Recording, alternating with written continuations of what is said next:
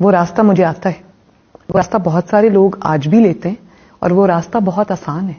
اس میں صرف آپ کو ہاتھ جوڑنے پڑتے ہیں, اس میں صرف آپ کو اپنی سیلف ریسپیکٹ قربان کرنی پڑتی ہے, اس میں صرف آپ کو جوتے صاف کرنے پڑتے ہیں, اور وہ آسان راستہ ہے. وہ مجھے بھی آتا ہے, بہت اچھے طریقے سے آتا ہے. السلام علیکم. 23 فروری 2024 کو آپ یہ ویلاگ دیکھ رہے ہیں تو بہت بہت مبارک ہو مریم نواز صفدر اوان شریف کو کہ ان کو جو راستہ معلوم تھا, جو راستہ آتا تھا, اسی راستے پر چلتے ہوئے وہ پنجاب کی وزیر اعلیٰ بن گئیں. اور وزیر اعلیٰ پنجاب بننے سے پہلے جو ان کو سلامی دی گئی ہے وہ عمران ریاض خان کو گرفتار کر کے دی گئی. اب حیرانی دیکھیے کہ عمران ریاض خان کو پولیس نے گرفتار کس جرم میں کیا ہے یا کیا الزام ہے؟ کرپشن. مطلب عمران ریاض خان وہ صحافی جو اپنی پوری زندگی نہ کسی وزیر اعظم کا منشی بنا, نہ چیئرمین پی سی بی بنا, نہ نگراں حکومت میں کبھی کوئی عہدہ لیا, نہ ویسے کسی قسم کے سرکاری ملازمت کیا, معاملات میں سرکاری معاملات میں پڑا جس میں پبلک کا پیسہ ہو. تو کرپشن کس چیز میں کر دی؟ کرپشن تو عوامی پیسے کی لوٹ مار کا نام ہے نا. کرپشن تو اس کو کہتے ہیں کہ وزیر اعظم بننے سے پہلے آپ سری لگاتے ہو اور وزیر اعظم بن کر لندن میں فلیٹس بنا لو. کرپشن تو اس کو کہتے ہیں کہ وزیر خزانہ بننے سے پہلے آپ کی سائیکلوں کی دکان اور وزیر خزانہ بننے کے بعد دبئی میں پلازے. کرپشن کی تعریف تو یہ ہے کہ آپ سے کہا جائے کہ جب تم حکومت میں تھے اور دوران حکومت جو جائیدادیں بنی اس کی رسیدیں دکھاؤ تو آپ قطری لے آؤ. عمران ریاض خان نے کیسے کرپشن کر دی یہ سمجھ سے باہر ہے, بالکل ویسے ہی جیسے مریم نواز کا وزیر اعلیٰ پنجاب بننا سمجھ سے باہر ہے. بہرحال اب باؤجی کی خواہش تھی تو جیسے ان کو میرٹ نظر انداز کر کے اور حقدار اسٹوڈنٹ کا حق مار کر کالج میں داخلہ دیا گیا تھا, ویسے ہی پنجاب اسمبلی میں حقداروں کا حق مار کر وزیر اعلیٰ پنجاب بنا دیا گیا. خیر, عمران ریاض خان کی اللہ تعالی حفاظت کرے. اس بار اچھی بات یہ ہے کہ گرفتاری کی ذمہ داری کوئی ادارہ تو لے رہا ہے اور ان کو عدالتوں میں پیش بھی کر دیا گیا. اب عدالتیں کیا کرتی ہیں وہ تو آپ کو نظر ہی آ جائے گا, لیکن جس قسم کی ابتدا ہوئی ہے اس کے بعد معاملات کہاں تک جا سکتے ہیں یہ آپ کو اندازہ ہو جانا چاہیے. اگلی گرفتاری ممکنہ طور پر صدیق جان کی ہو سکتی ہے کیونکہ صدیق جان بھائی طویل عرصے سے ان کے راستے کا کانٹا بنا ہوا ہے اور یہ سلسلہ اسی طرح بڑھتا چلا جائے گا. اسد طور بھی آج آدھا دن تو ایف آئی اے کے دفتر میں ہی رہا تھا. سختیاں فی الحال کم نہیں ہونے والی, لیکن جن مسائل اور خطابات کے ساتھ نون لیگ نے حکومت لی ہے ان کو دیکھتے ہوئے یہ کہنا بھی بجا ہوگا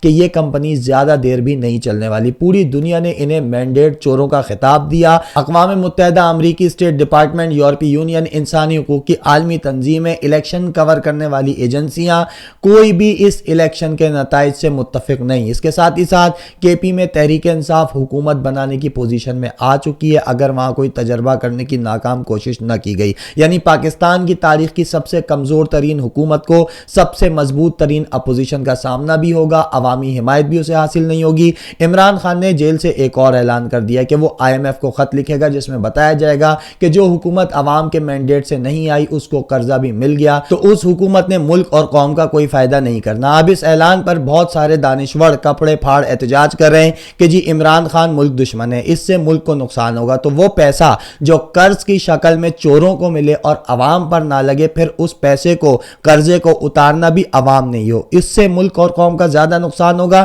یا پھر وہ پیسہ ان چوروں کو ملے ہی نہ جو ملک پر بھی نہیں لگے گا اور قوم پر بھی نہیں لگے گا تو اس سے زیادہ نقصان ہوگا؟ یہ آپ خود بہتر جانتے ہیں. دوسری بات کہ عمران خان کے آئی ایم ایف کو خط لکھنے پر جو لوگ اس کو ملک دشمن کہہ رہے ہیں وہ یہ لوگ ہیں. غلام بنا دیا, سب غدار ہو, وطن بیچ رہے ہو, اسٹیٹ بینک بیچ رہے ہو, خود مختاری بیچ رہے ہو. یہ وہ لوگ تھے جو اپنے ناجائز مطالبات منوانے کے لیے آئی ایم ایف کو ملک دشمن بھی قرار دیتے رہے. ایف اے ٹی ایف کا وہ بل جو پاس ہوا تو پاکستان وائٹ لسٹ میں آیا, اس کے خلاف بھی کھڑے ہو گئے. یہ لوگ آج عمران خان کو آئی ایم ایف کو خط لکھ کر وہی بات دہرانے پر جو سارا انٹرنیشنل میڈیا, پوری دنیا چیخ چیخ کر کہہ رہی ہے کہ جی انتخابات میں دھاندلی ہوئی ہے, ملک دشمن کہہ رہے ہیں. ایسی باتیں کرتے ہوئے یہ لوگ انتہائی بےہودہ لگتے ہیں. اور اگر عمران خان کے خط کا اثر ہو گیا یا آئی ایم ایف نے پاکستان کو قرضہ دینے سے انکار کر دیا تو آپ فوری طور پر پاکستان میں الیکشن سمجھیں, یا پھر مینڈیٹ جو چوری کیا گیا ہوگا اس کی واپسی ہوگی, یا پھر وہ ہوگا جو کسی بھی جمہوری ملک کے لیے زہر قاتل ہے. صرف عمران خان ہی نہیں بلکہ پاکستان میں کئی افراد آئی ایم ایف کی ای میلز پر میلز بھیج رہے ہیں جن میں پاکستان میں کی جانے والی دھاندلی کے شواہد بھی موجود ہیں. جو سوشل میڈیا ہے نا یہ واقعی شیطان ہے کیونکہ یہ کسی کے قابو میں ہی نہیں آ رہا, اور اسی کی وجہ سے آج نہ صرف الیکٹرانک میڈیا بلکہ جو یہ منصوبہ بندی کی گئی تھی وہ بھی مکمل طور پر دفن ہو چکی کی ہے. خیر ابھی میں نے ذکر کیا تھا بےہودگی کا, تو بےہودگی سے مجھے یاد آیا ایک بریک اپ. ویسے تو بریک اپ ہونا بہت نارمل سی بات ہے, دن میں معلوم نہیں کتنے لوگوں کے بریک اپ ہو جاتے ہوں گے, لیکن میں جس بریک اپ کی بات کر رہا ہوں وہ تاریخی, اور وہ تاریخی کیوں ہے یہ آپ کو دیکھنے کے بعد معلوم ہو جائے گا. دیکھیے, جس کو مخالف دیکھا اس کے خلاف کرپشن کے کیس کر دیے. میں دعوے سے کہتا ہوں کہ اس الیکشن میں ہماری اسٹیبلشمنٹ نے پاکستان کی 75 سالہ تاریخ کے کرپشن کے ریکارڈ توڑ دیے. شرم آنی چاہیے لوگوں.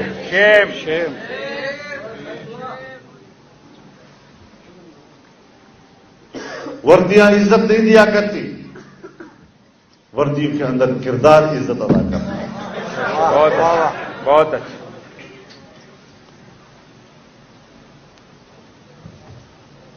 کم از کم جمعیت علماء اسلام اس کردار سے اپنی لا تعلقی کا اعلان کرتا ہے.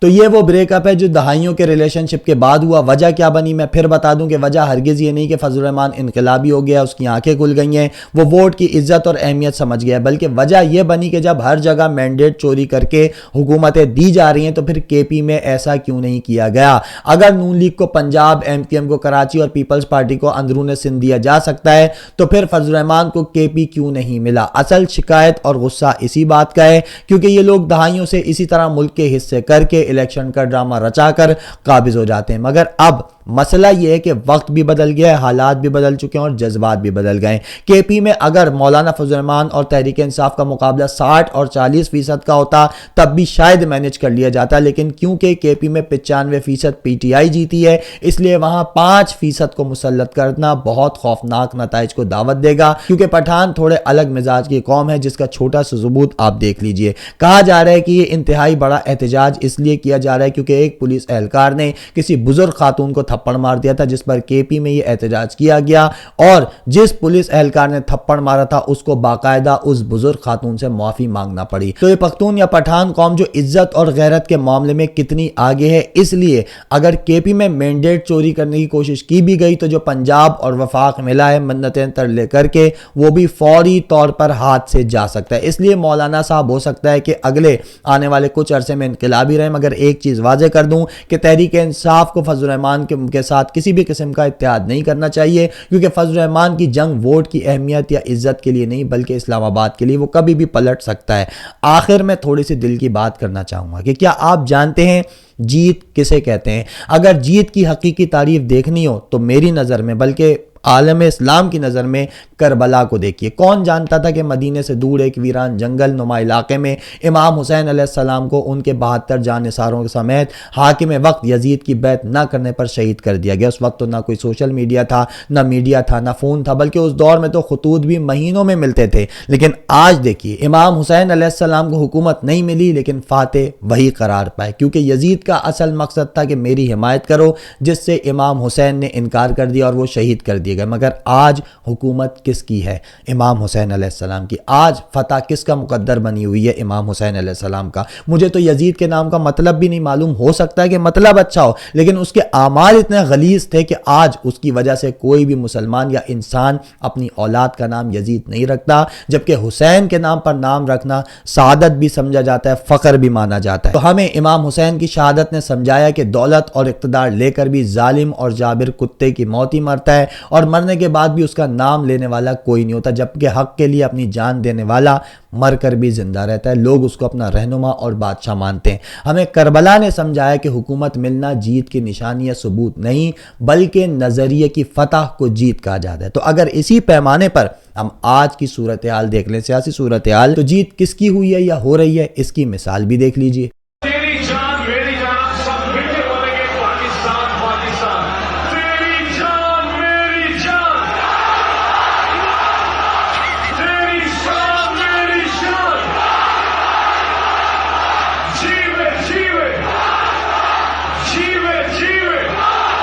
تو جیت نظریے کی ہو رہی ہے اور یہ معیار رہتی دنیا تک کے لیے سیٹ کر دیا گیا ہے. آپ دنیا کا کوئی بھی انقلاب دیکھ لیں وہ نظریے کی بنیاد پر آیا. جیت ہر تحریک میں، ہر مزاحمت میں، ہر جنگ میں نظریے کی ہوئی. اقتدار لینے والے تو آخر میں فرار ہوئے یا پھر نشان عبرت بنا دیے گئے، کیونکہ آپ چوری سے سب کچھ حاصل نہیں کر سکتے. اور پاکستان میں کیا کیا جا رہا ہے؟ یہی تو کیا جا رہا ہے. چوری کرنے والوں کو چوری کر کے اقتدار دیا جا رہا ہے. لیکن یہ کام نہیں کرے گا. یہ فارمولہ انتہائی غیر فطری اور بیکار ہے، کیونکہ آپ تلوار تو چرا سکتے ہو مگر ہاتھ نہیں. اور دنیا کی سب سے بہترین تلوار کو بھی ہاتھ ذوالفقار بناتا ہے. آپ مجھے بتا دیجئے ذوالفقار جو تھی وہ امام حسین کے ہاتھ میں چلی تب وہ ذوالفقار تھی نا، مولا علی کے ہاتھ میں چلی تب وہ ذوالفقار تھی. اگر وہی ذوالفقار یزید کے ہاتھ میں ہوتی تو کیا وہ ذوالفقار کہلاتی؟ قطعی نہیں کہلاتی. بالکل اسی طرح آپ چرا کر آپ مینڈیٹ دے دو، لیکن آپ عوام کے دلوں سے اس کی نفرت چرا کر محبت نہیں ڈال سکتے. آپ کسی کو شہنشاہ بنا دو، اس ملک پر 10 سال کے لیے مسلط کر دو، لیکن آپ اس کی ذلت چرا کر اس کو عزت سے نہیں نواز سکتے. آپ کسی کو پنجاب دے دو، کسی کو آپ سندھ دے دو، کسی کو آپ کراچی دے دو،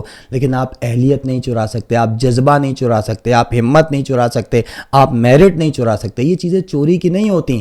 تو آپ بھلے سے کسی کو بناتے چلے جاؤ رہنما، رہبر، امام انقلاب، یہ پاکستان کا امام خمینی، لیکن جو معیار سیٹ قدرت نے کر دیا ہے اس کو چیلنج کوئی بھی نہیں کر سکتا. میں اور آپ تو بہت چھوٹی چیز ہے. اس لیے یہ جو جیت ہو رہی ہے، جو مسلسل آپ کو ناکامی کا سامنا کرنا پڑ رہا ہے، اس کی وجہ صرف ایک ہے، وہ یہ کہ آپ عمران خان سے نہیں لڑ رہے، آپ قدرت کے خلاف جا رہے ہیں. اس چیز کو سمجھیے جتنی جلدی ہو سکے، کیونکہ آج نہیں تو کل یہ چیز سمجھ آنی ہے، اور آج نہیں تو کل یہ تمام معاملات ریورس ہونے. اب تک کے لیے اتنا ہی. اگلی ویڈیو تک مجھے اجازت دیجیے. اللہ حافظ.